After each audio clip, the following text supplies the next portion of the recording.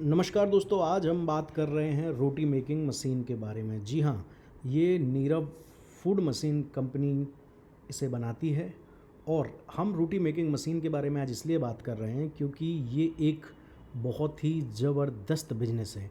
आपने दोस्तों देखा होगा कि ज़्यादातर रेस्टोरेंट जितने ज़्यादा खुलते हैं उससे ज़्यादा बंद हो जाते हैं। उसका रीज़न ये है कि उस फील्ड में इतना ज़्यादा मैन पावर लगता है कि हमें एम्प्लॉय की कॉस्ट निकालना मुश्किल हो जाता है। इस वजह से ज़्यादा रेस्टोरेंट बंद हो जाते हैं। तो दोस्तों, ये जो रोटी मेकिंग मशीन है, इसमें सबसे पहले आपको एक मशीन मिलती है जिसमें आप आटे को गूँध सकते हैं। सबसे मुश्किल काम होता है आटा गूँथना। अगर कोई उसमें एक्सपर्ट नहीं है तो वो अच्छे से आटा गूँथ नहीं पाता है।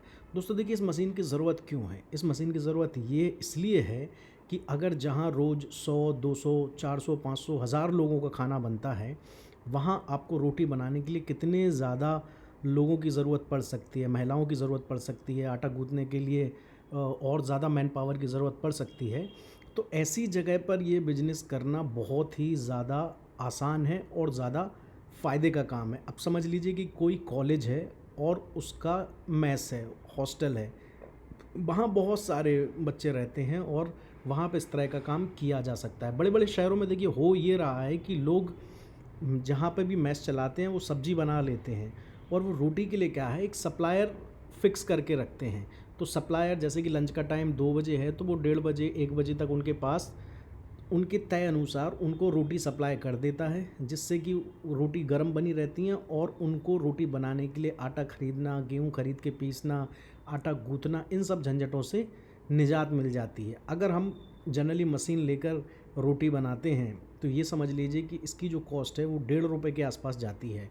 और अगर आप यही रोटी रेस्टोरेंट, ढाबा या कहीं पर भी खाते हैं तो कम से कम आज ₹10 से कम की रोटी कहीं पर भी नहीं मिलती है।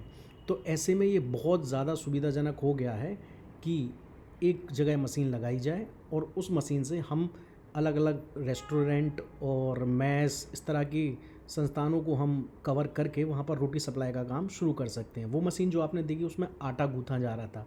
अब आटे को गूँथने के बाद जो अगला स्टेप है उसकी लोइयाँ बनाना, तो उसके लिए भी एक मशीन है।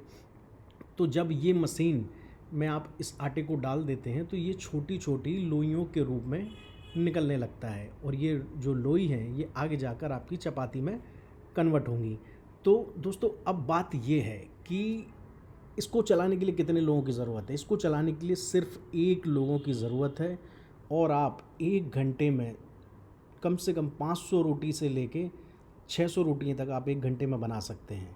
इसमें होगा ये कि ये आपका एक नियमित आय का साधन बनेगा। अगर आप इसको, मतलब आपके जो कस्टमर हैं वो फ़िक्स हैं, क्योंकि खाना खाना तो ऑप्शनल हो नहीं सकता, वो हमेशा फ़िक्स होता है। इसीलिए आप इस बिज़नेस को अगर करते हैं तो इसमें घाटे में जाने का कोई सवाल नहीं उठता। दूसरा ये, इतनी सारी चुनावी रैलियाँ होती हैं, बहुत सारे लोग इकट्ठे होते हैं, वहाँ बल्क में रोटियों की ज़रूरत बहुत ज़्यादा पड़ती है।